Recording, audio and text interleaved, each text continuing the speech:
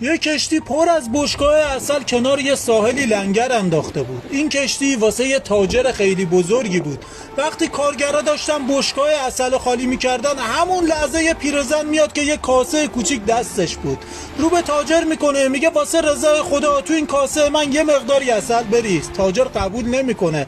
پیرزن خیلی ناراحت میشه و میره. تاجر رو به معاون جوونش میکنه، میگه یه نفر بفرست دنبال این پیرزن ببین خونش کجاست، یه بشکه عسل مرغوب هم بگو ببرم واسش.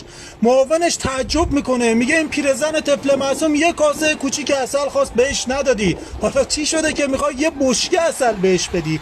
تاجر میگه جوون، اون پیرزن به اندازه خودش از من درخواست کرد، میبینی که من غنیم، در حد و اندازه خودم بهش میبخشم.